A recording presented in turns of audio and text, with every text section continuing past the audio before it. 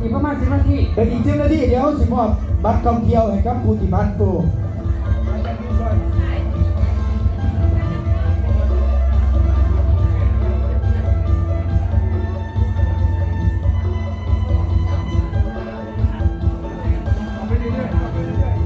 เนาะให้เวลาอีก10 นาทีเนาะเพื่อว่าเป็นการจ้องโปรต่างๆเนาะไปท่องเที่ยวอีสานใต้ฮะเนาะแล้วก็ซื้อปุ๋ยตามจำนวนที่ว่าทั้งอาจารย์บอกไปเมื่อกี้นี่เนาะแจ้งโปรดีๆไปเมื่อกี้นี่เนาะ3 ต้นเนาะเฮาได้จะไปเที่ยวพัทยาเนาะพัทยาปาร์คฟรี2 ที่นั่งเนาะเพราะฉะนั้นจับจองกันไปได้เนาะโอกาสดีๆห้ามพลาดกันนะเนาะทุกท่านเนาะไปเที่ยวกินดูอยู่สบายเนาะโมเป็นปาไปเที่ยวแบบอนาถาเขาโมเห็นแบบนั้นเนาะบริษัทบาสโกล่าเขาคันบัจัดคาร์ดจัดแต่โมไม่จัดเด่นๆคาร์ดเด่นยังโมไม่เห็นเด่นๆเนาะเห็นยังต้องเห็นมันใหญ่เนาะบริษัทเขาเน้นความใหญ่เน้นความมาตรฐานเนาะเกี่ยวกับตัวปุ๋ยเขาต่างๆเนี่ยสินค้าเขาต่างๆแต่ละอย่างเนาะเขาจะเน้นเพื่อคุณภาพเนาะให้มันเหมาะสมกับเศรษฐกิจของบ้านเขาให้เหมาะสมกับบ้านเมืองของบ้านเฮาเนาะบางคนต้องการมันเป็นแนวใดเนาะเพราะว่าสินค้าบ้านเฮาเนาะสินค้าที่ว่าส่งออกต่างประเทศเนาะเป็นระดับหนึ่งก็มีกาแฟเนาะห้องลงมาแกเมนมันต้นเนาะห้องลงมาอีกเข่าเนาะเข่าตกอยู่อันดับ3เนาะบ่แม่นอันดับแรกเด้เป็นอันดับ3อยู่เข่าเนาะเพราะว่าเฮาปลูกแต่ละปีเฮาบ่ได้ให้นั้น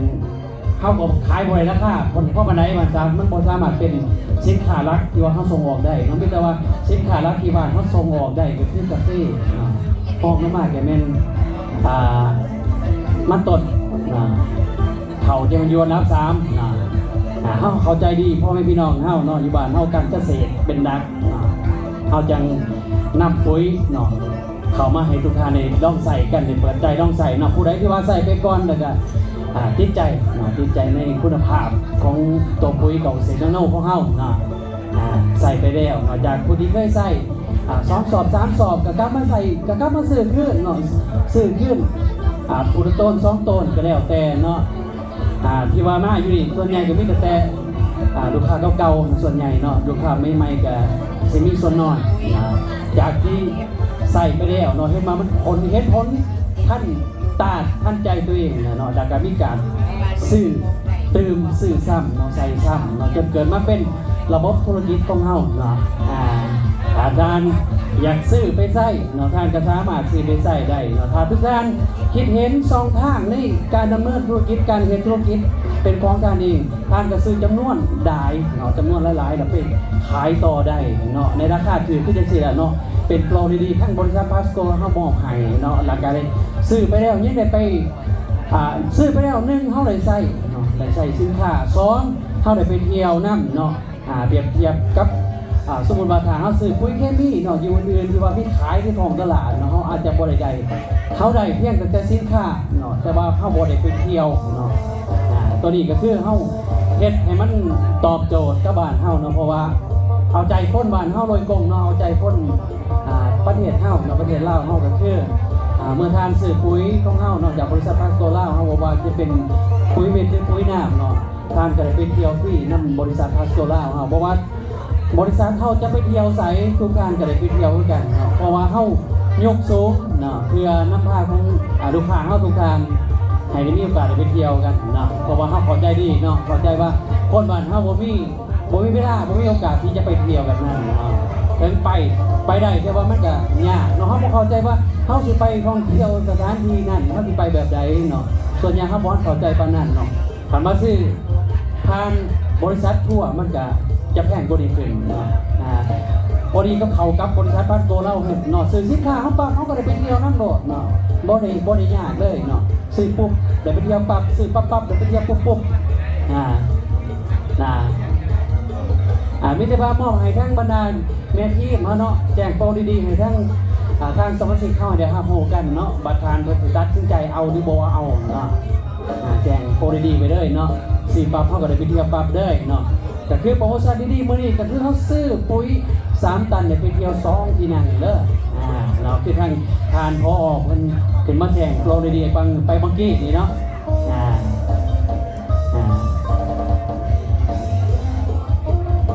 จะน้อยเขาก็ยังสิมาแจ้งโปรเนาะทุกท่านไหนที่ว่าซื้อสินค้าเข้าไปเดียวได้ไปโปรโมชั่นท่องเที่ยวอีสานใต้เฮาเนาะแล้วก็สิมีการถ่ายรูปสมาธิกันอยู่หน้านี่เนาะแล้วก็มีการมอบป้ายเฮานะแต่น้อยยังเดี๋ยวไปได้อีกประมาณ10 นาทีเนาะเขาจะเดิมมอบป้ายบริการโปรเพื่อท่องเที่ยวอีสานใต้ฟรีเนาะที่จะจัดขึ้นไว้นี่เนาะประมาณเดือน6เท่านี้แหละเขาจะไปท่องเที่ยวอีสานใต้ฟรีเนาะแล้วก็มีโปรโมชั่นอีกเนาะซื้อ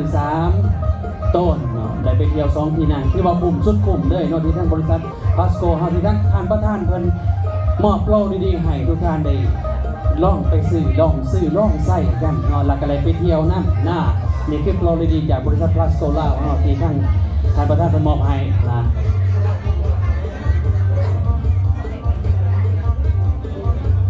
เหลือเวลาอีก5 นาที 5 นาทีว่าอาจารย์ 5 นาทีครับอีก5 นาทีเด้อผู้อยู่ข้างนอกเฝ้าเขียนเด้อซื้อนั่นคัดเขียนซาบ่ได้ถิ่มลงในกล่องบ่ได้จับน้ำมูเด้ เนาะ เฝ้าเขียนแต่ว่าเขียนมันไว้นิดนึงนะครับแต่ว่าเขียนเนี่ยมันตรงให้มันอ่านออกกับพ่อ แล้วอ่านออก บัตรโมเป็นโตกี่กระเดือนเนาะอาจารย์เนาะ ว่าแต่อย่าเขียนคือขี่กระเดือนตายแบบกับพ่ออ่านบ่ออกเด้ ส่วนใหญ่นักสือด็อกเตอร์สิเป็นแบบนั้นตัวอาจารย์ แม่นอยู่เหลืออีก4 อ่านออกไปท่านหน้าเนาะ อีก4 นาทีอีก4 นาทีครับเฝ้าพี่น้องเขามาก่อนเดี๋ยวจะเอาอันนี้รางวัลเขามานะครับน้อยห้าสิบ อีก4 นาที150แจ้งบัตรเนาะผู้ที่ผ่านโปรเนาะอาจารย์เนาะนะครับเฝ้าเขามาผู้ใดอยู่ข้างนอกเลือกเขามาข้างในครับเดี๋ยวมาจับรางวัลกันเซิร์นเด้อเนาะถ้าเอาซื้อแล้วเนาะแล้วก็เขียนไว้อีก3 ไว้แล้วเนาะอีก3 นาทีอีก3 นาทีเหลืออีก3 นาทีอีก3 นาทีเร็วอีก3 นาทีเฝ้าเขียนเฝ้าซื้อผู้ใดบ่ต้องซื้อเฝ้าออกไปยังมีเวลาอยู่3 นาทีเด้อเนาะเพื่อเฮาเขียนใบสิ่งโศกนั่นเนาะ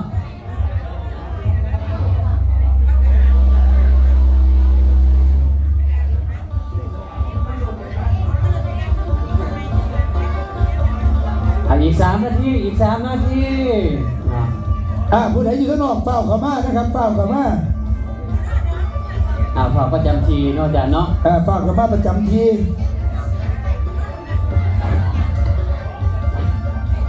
อีก2 นาทีอีก2 นาทีอีก2 นาที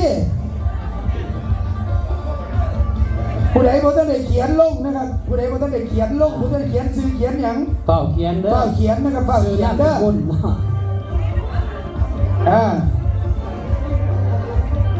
อย่างน้อยๆได้มาได้ซื้อกาแฟถึงๆไปกินนะครับท่านได้กาแฟถึงๆได้กาแฟดีๆไปกินมันเป็นกาแฟสมุนไพรที่ซอยดูแลเกี่ยวกับเรื่องระบบร่างกายของเฮาเพราะฉะนั้นเฝ้าซื้อนะครับ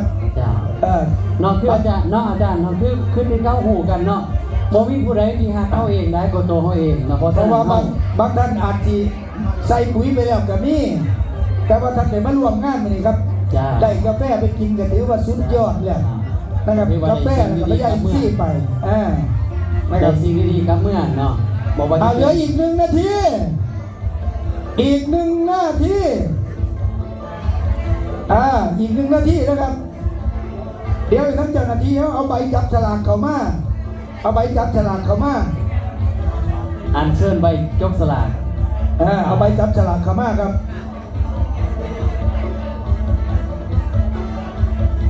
ด่วนผู้ใดอยู่ข้างนอกยังบ่ทันเข้ามาเฝ้าเข้ามานะครับอีก1 นาทีเนาะใบจับฉลากกินข้างนอกนะครับอยู่ข้างนอกมันมีตู้ใส่มันมีตู้ใส่อยู่นอกมีตู้ใส่อยู่นอกไปใส่ครับโดยตอนนี้ก็เดี๋ยวตอนนี้การเไปการพาเฝ้าใส่ครับเหลืออีก1 นาทีพาไปกัน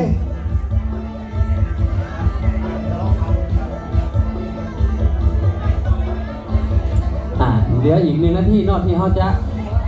อ่านสื่อผู้ที่มาผ่านเราไปท่องเที่ยวที่อีสานใต้กับบริษัทพาสโตล่าเฮาเราที่จะจัดขึ้นไว้นี่เนาะอย่างง่ายไม่กินกาแฟเฮานะครับเพราะว่ากาแฟเฮามีคอลลาเจนสูงนะครับซึ่งสกัดจากแครอทนะครับ เป็นคอลลาเจนสูงท่านกินแล้วท่านกินผิวพรรณเปล่งปลังเวลานอนกลางคืนบ่ต้องเปิดไฟครับแก้เสื้อผ้าเมียน่ะนอนแก้สว่างขึ้นมาเอง ถามยอดอาจารย์เนาะ ขันผัวกินนะครับขันผัวกินกาแฟเอาอย่างหน่อย1 เดือนผัวบ่จำเป็นต้องเปิดไฟครับปิดไฟนอน แก้ผ้าแล้วก็แจ้งสว่างขึ้นมาเองเพราะว่าผิวมีออนไลน์ผิวมีออนไลน์ มันมีคอลลาเจนเนาะอาจารย์ มั เนาะ นมีคอลลาเจนสูงนะครับมีคอลลาเจนสูง ที่ว่าน่าสนใจหลาย นะครับเพราะว่ากาแฟเขามีคอลลาเจนสูงแล้วก็ยังมีสารอื่นๆอีกมากมายนะครับที่ซอยเกี่ยวกับระบบภาย มี ใน เกา ร่างกาย มีเกากีน้ำเนาะอาจารย์เนาะเกากีน้ำ ร่างกายเขาเสื่อมนะครับท่านก็จำเป็นต้องไปหาหมอดอกกินกาแฟเขาก็ดูแลได้แล้ว บางทีทานประทานเป็นบอกไปนะเราคนเฮามันมีการเสื่อมเนาะเสื่อมแต่ทีแรกเนาะแต่อายุเข้าไปขึ้นมาก็เริ่มเสื่อมแล้วเนาะการเสื่อมนี่มันจะมีอยู่3ระดับคือ คนงามคนที่ได้ดูน้ำคนงามน้ำคนที่ให้คนไทยน้ำเด็กคนไทยจะน้ำคนงาม คนงามตัวไทยก็คนงามถึงแล้วท่านใดที่อยากทายหู อาจารย์ใช้พ่อเป็นบาสรุปเนี่ยนะจัดเพลงมึงนะจัดอะไรนะทีมงานมาเนี่ยนะ อาทิตย์ อาจารย์เดียวมา ท่านคณะกรรมการเอาออกมาบนซื้อปัสสาวะ ปลาคนใหญ่เว้ย จักจะเพลงอาจารย์อาจจะ2 เพลงบ้าง อาจารย์เพลงหนึ่งเพราะว่า